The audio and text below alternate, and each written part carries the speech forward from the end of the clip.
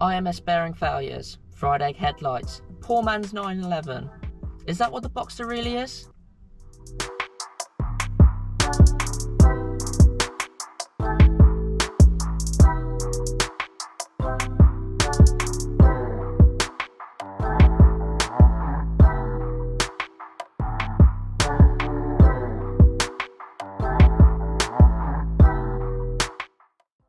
Today I'm going to explain why the Porsche 986 Boxster, the S model in particular, is the perfect sports car to buy in 2024. So, let's get all of the negatives out of the way, shall we? IMS bearing failures, and let's cover ball scoring, just to get them out the way and done with. So, IMS bearings, my thoughts on the IMS bearing. Personally, my car has had the IMS bearing replaced with a upgraded unit. Now, when I was looking for a 986, this wasn't a must for me, because I believe if a Porsche Boxster 986 has done over, say, 70,000 miles and the IMS bearing hasn't gone, I don't think you have to worry about it. But that's just my personal opinion. Everyone on the internet will have their own opinions of IMS bearings and stuff like that. All I can say is, don't let the IMS bearings put you off these cars. As far as ball scoring goes, the 986 Boxster S, from my information, does not suffer from ball scoring. This is the later generation. I believe it is the 987 3.4 litre, which is prone to suffer from ball scoring. I'm not saying that it's impossible for ball scoring to happen on the 986, because ball scoring can happen on any car if you don't drive them right. For example, if you're revving out the engine cold, then there could be potential ball scoring from that. And if a previous owner hasn't treated the car right, then that can become an issue in the future. All I can say on this is, make sure you buy a car off someone that you can kind of get a vibe from, that they've looked after it well, they've done all the precautions, they've let the engine warm up before they've revved it, and stuff like that. You can kind of get an idea of, like, when you're buying a car off someone, from paperwork, from just the way they talk about the car, if it's been well looked after or if it hasn't. If you find a car and it hasn't been well looked after, just walk away, go and have a look at another car. So, talking about bills on the 986 Boxster, my car's a 20-year-old car, and some of them are a lot older than that as well. So you'd think if you bought a car like that, it's probably going to cost a fortune, right? Repairs, different things going wrong on them. I'm here to tell you it depends. Like I said, it depends on the car you buy. I bought this car in May 2023. It is now January 2024, going into February. All I have had to do on this car is replace a CV boot, costing me 115 quid, and I've done about 6,000 miles in it. No, tell a lie, 4,000 miles, sorry. So these cars don't have to be expensive. If you pick the right car, then it should be relatively affordable to maintain. Obviously there's going to be some examples where they're not like that, haven't been looked after, and will cost you a fortune. Just do your shopping, pick a good car, and you shouldn't have too many surprise bills. Fried egg headlights. People hate them, and for some reason I don't really know why, because I don't think they look terrible. On my car I have the clear lenses, so you don't have the yoke, I suppose, at the bottom. I prefer this look to the fried egg look. I think these headlights look absolutely fine. I think they even look better than the 986.2 headlights, which come on the 996s. Yeah, I'm not a fan of those headlights. They're okay, but I think the original ones look better, to be honest. And I think Porsche just were like under stress to make the 996 look different to the Boxster, because obviously they wanted to differentiate their range, being such a large price gap between the two cars. Talking about the 996, a lot of comments on the Boxster are, oh, it's a poor man's 911. And to some extent, it is. It's a cheaper car than the 911, but in my opinion, it is not 50% less of the fun of a 911.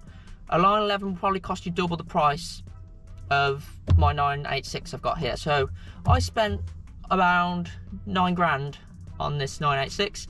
If I wanted to get a 996 in a similar spec, similarly looked after as well, you're probably looking around 16 grand. Obviously you can get some rough ones a lot cheaper, but if I wanted a good and well-maintained 996, you'd probably be looking around the 16 grand plus mark. So my reasoning behind getting a Boxster is that this car is going to probably offer me 90% of what that 996 can, but at 50% of the cost. So yes, maybe it is a poor man's 911, but why should that put you off? If anything, that's a positive, right? You get a cheaper car, but 90% of the fun. Seems like a no-brainer to me. Moving on to running costs of the 986. So fuel is not cheap, I will admit, and miles per gallon are not great either. I average around 20 miles per gallon, but this is going around the streets. I don't really drive it as economical as I could, and I don't think you should drive these cars economical, really. They're not designed to do that. They are a sports car with a whopping flat 6 in the back. So, but if you are driving long distances on motorways, you can get pretty decent mile per gallon. I've got up to 28 miles per gallon in this car before driving on the motorways. So they are capable of doing decent-ish MPG if you need that from them. So don't think that these cars are going to cost you absolute fortune on fuel, because they're not too bad. There's a lot of cars that could be worse. So another drawback of the Boxster, people say, is that they're very impractical. So yes and no. So let me explain. If you need to carry more than 4 people, yes, they're impractical because they don't have back seats. Pretty obvious. If there's only 2 people maximum you're going to ever need to carry in your car, then actually they're pretty practical. Having a rear boot and a frunk at the front as well means you actually have quite a lot of luggage space, as well as lots of storage bins inside the car itself as well. So I'll point a few out to you. So you've got obviously these ones on the sides, you've got the glove box on the newer ones as well, you've got the center console, and then also you've got the drawers behind where you sit as well, in addition to having like little coat hangers behind the seats as well. So they're quite practical cars, really. And also the integrated cup holders on the newer generations as well is a really nice feature to have too. So what is the best part about this car? Let me just show you.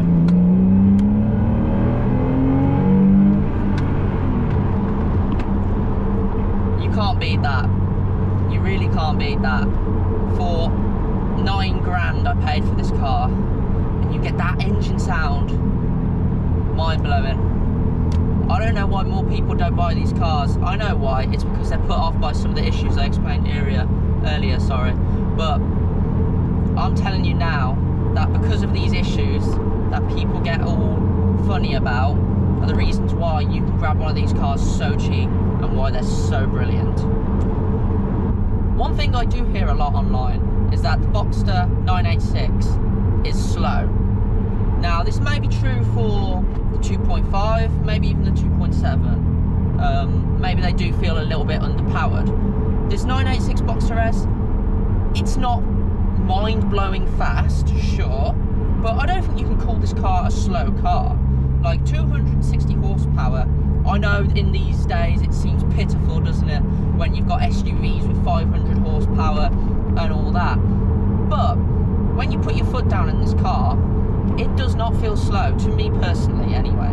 Obviously if you've owned 500 horsepower, 600 horsepower cars, then you get into this, of course it's going to feel slow to you, but to the everyday person who gets in a 986 Boxster S and drives it, are not really going to think it's a slow car. When I put my foot down in this car, it gives me that kick into the back of the seat. Now, all I'm saying is if it was a slow car, it wouldn't give me that kick feeling, you know? So it really annoys me when people go, oh, they're slow cars, they're underpowered.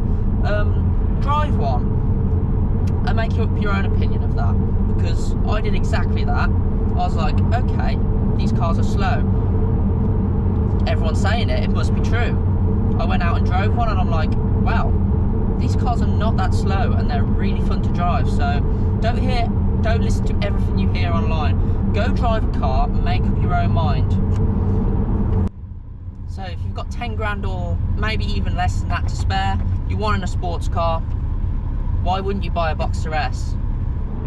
if you want to learn more about the exhaust I have on this car, there'll be a video popping up on the screen right now. And if you want to learn about my shifter cables and my 997 shifter, there'll be another video popping up down below. Okay, thanks for watching. Bye.